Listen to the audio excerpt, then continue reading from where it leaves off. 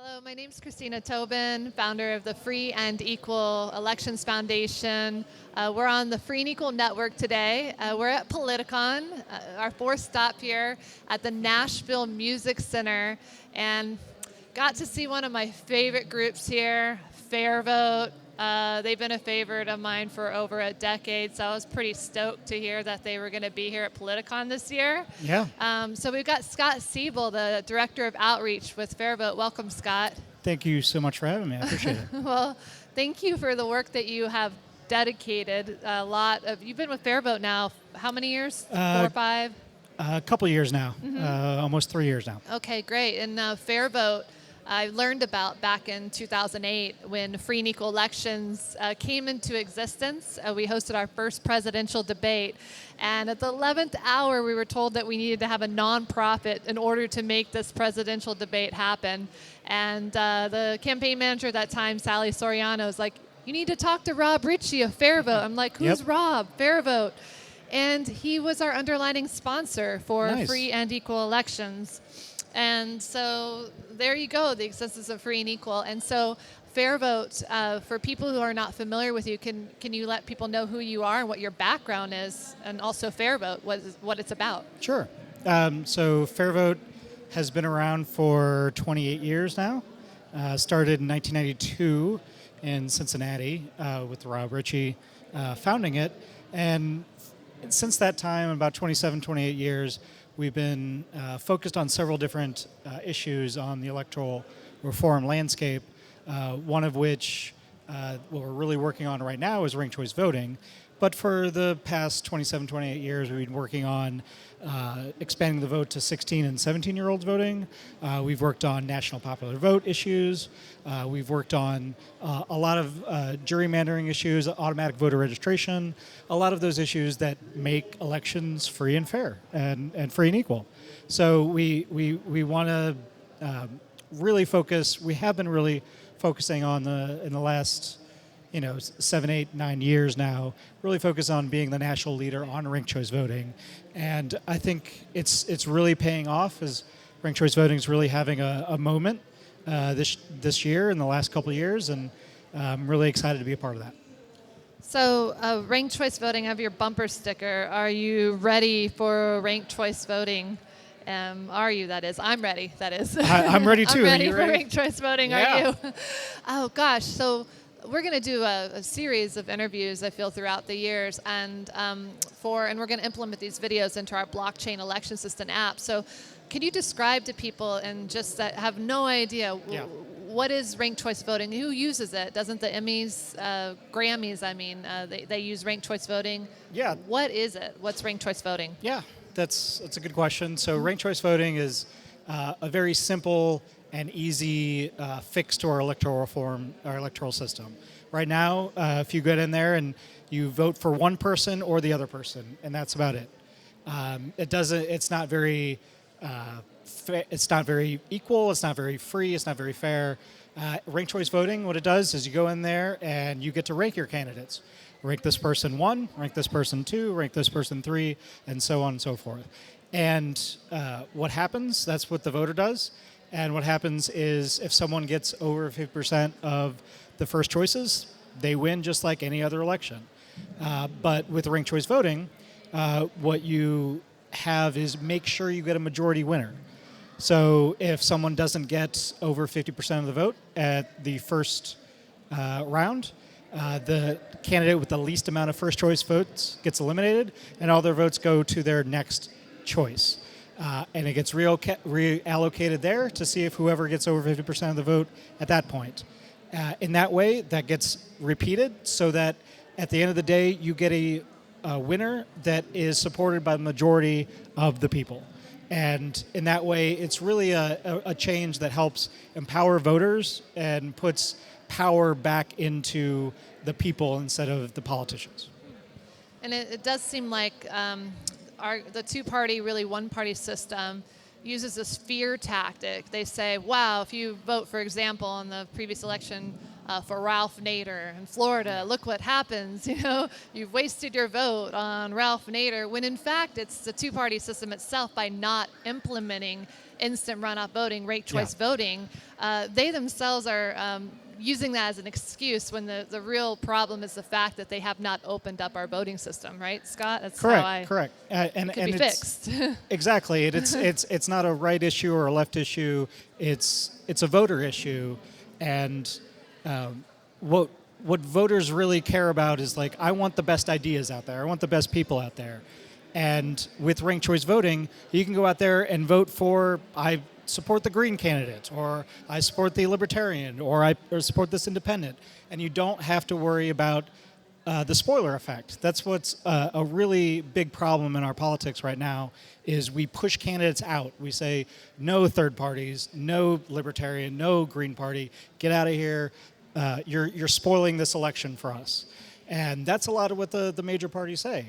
With ranked choice voting, instead of pushing people away, you bring them in. You say, great, I hear you third parties, I hear you Green Party, I hear you Libertarian Party, and say, you can come out and vote for your Green Party candidate number one, vote for your Libertarian Party number one, but vote for me number two. And instead of pushing away people, we bring in people. And our politics today is very much divisive, is very much one side versus the other side.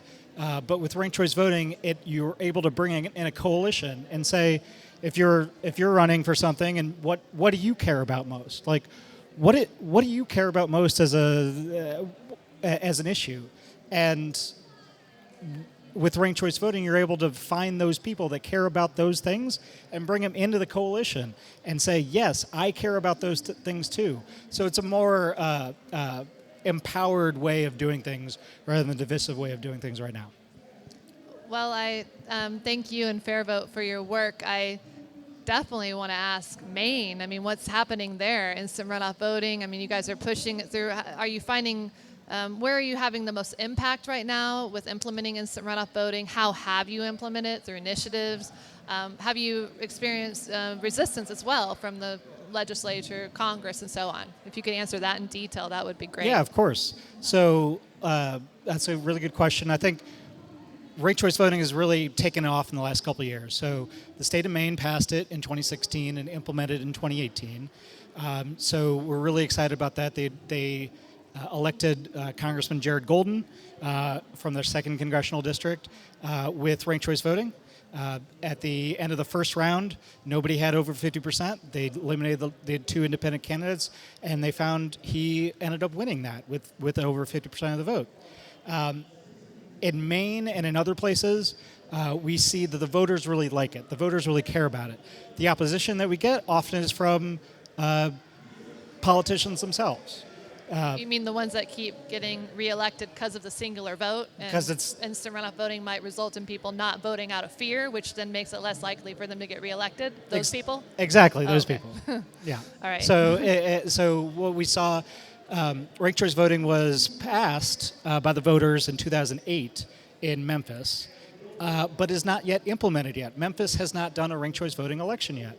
And finally, the election administration official a couple of years ago said, let's do ranked choice voting. I can do it right now. Let's do it. And the city council people were like, whoa, I don't want to do that right now. So they put it on the ballot to repeal ranked choice voting in Memphis. And the people again went to the ballot and said, no, we like ranked choice voting. So they voted against the repeal. And right now in Tennessee, we're here in Nashville, Tennessee, the state election administration official is trying to push back on it as well. So it's not necessarily the voters. The voters want it. It's we get the pushback from the people. We've gone from Santa Fe, New Mexico, to Maine, to Minneapolis and St. Paul, to San Francisco and Berkeley and Oakland, all places that use ranked choice voting. And every single place that uses ranked choice voting, the people say, I like this. I want this. This sounds good to me. So it's a really good voter-centric way, but the pushback we're really getting is from the politicians, and that's why we're here at Politicon. That's why we're all over the place. That's why we're working with you all and everybody else to really take it to the people, because we're here to put power to the people and not the politicians. Well, we just finished interviewing, well said, Nick of U.S. Term Limits, and we're evolving into, we had our United We Stand tour, 5 stops this year. We're going to be going to those stops and even more next year. So we wholeheartedly welcome Fair Vote to be a part of that tour. And we do foresee that most, if not every member of Congress will be replaced with accountable candidates that are asked by their local community to run for office, the kind of candidates that would support U.S. term limits, that would support alternative voting methods like IRV, because it seems like it's slowed down a little bit much because of the reasons I mentioned before. The certain people in office are not beholden to the people, but they're beholden to the powers that be, and that's not okay. So I welcome y'all to join us. We would love to be a part of it. Love to have you. And you, or well, I guess Rob Ritchie, we have our, I don't even know if it's 6th, 7th, or 8th annual Electoral Reform Symposium this December 7th at the lot in Denver at the Rhino District. So Rob's told me that he'll be there. Yes, Rob will be there, and I'm excited. And working with some other electoral experts on the alternative voting side of things, as well as blockchain voting. Great. So, well, Scott, thank you for your work. It's nice to meet you in person. Yeah. Gosh, one other question I had that I meant to say before was, and we discussed on the call a couple weeks ago, don't you find it ironic? It was kind of, I'm still a little flabbergasted by it, that you told me the Democrats, Republicans actually use IRV during their primary, right? Voting process, is that correct? Is that what I recall, or? Yeah, so in 2020, they'll be using ranked choice voting in the Democratic presidential primary in 4 different states. And in the Republican, in the Utah Republican Party, they use ranked choice voting internally for their party elections. So, so different parties can use this tool in different ways to get to something that works for them. Hopefully they'll recognize that works within their own parties and implement that truly into the system. Takes a little while, but they'll hopefully they'll get it. Yeah, I don't think it should take that long. I think it's going to be a lot faster just to replace them, because they're just going too slow. So with accountable people. So thank you, Fairvote. Can you plug your website? Yeah, go to where people can find you. Yeah, go to fairvote.org. You'll see us there and support ranked choice voting. All right, fairvote.org. Thank you for joining us today. This is Christina Tobin of the Free and Equal Elections Network. More voices, more choices, and love you guys, Fair Vote. See you on the road. Thank you, Christina. Thank you. Thank you.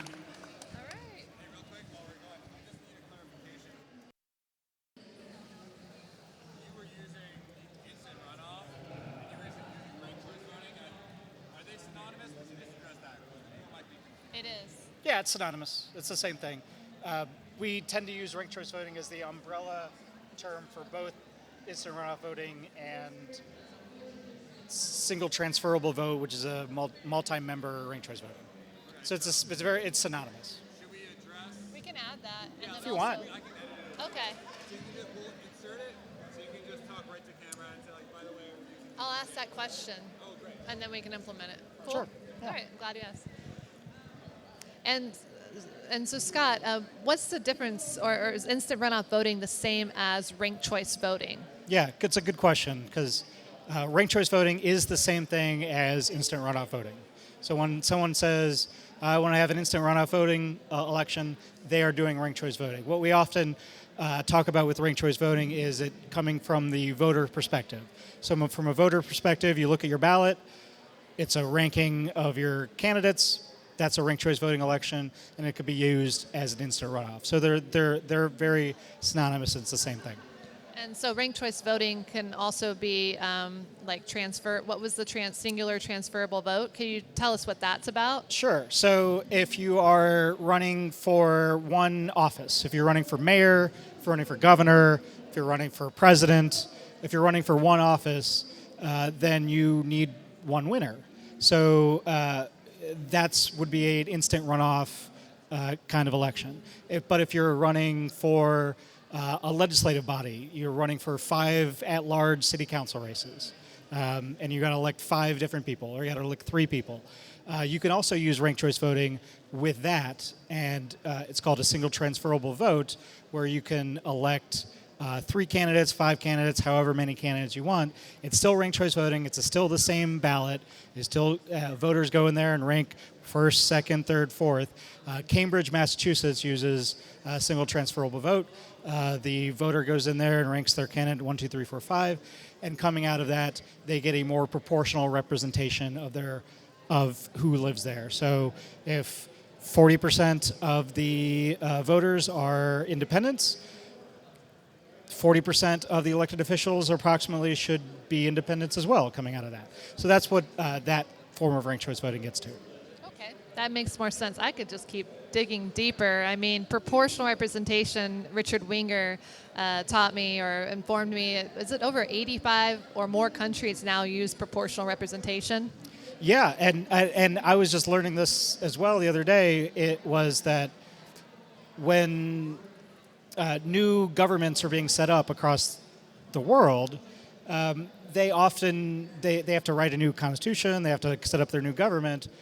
They don't say you should have the American form of government. They don't say you should have the single first past the post single winner elections. They set up a more proportional representation system. In that way, it allows for more a better governance structure. So because it allows better coalition building, allows people to work across the aisle, allows people to work together and not just be very partisan on one way or the other. And for people who have no idea what proportional representation is, I think this is my final question. Sure. What is proportional representation? Well, proportional representation is basically the idea that you should be represented in equal proportion to the number of voters, the number of people in your area. So right now we have 2 bills in Congress. One's called the Ranked Choice Voting Act, and one's called the Fair Representation Act. The Fair Representation Act gets to use ranked choice voting in a more proportional representation system. So right now, if you're in the state of Massachusetts, you have 8 or 9 members of Congress in Massachusetts. All of those members of Congress are Democrats. But not 100% of people who live in Massachusetts are Democrats, right? There's Republicans there, there's independents there. So a more proportional representation system would say if you have 70% of Democrats there in Massachusetts, you should get approximately 70% of the congressional seats. And if there's 30% Republicans there, they should get 30% of the seats. That way, everybody is well represented proportionally. So they're proportionally represented. So that whether that's Republicans being more represented in Massachusetts or Democrats being more represented in a place like Oklahoma or Texas, it's very similar. All right. Well, thank you so much, Scott, for your time. Thank you, and Christina. look forward to working with you more closely in the coming weeks and years and so on. So, all right. Well, check out fairvote.org, and we're going to wrap it up. Free and Equal Network. Thanks so much for joining us. Take care. Thank you.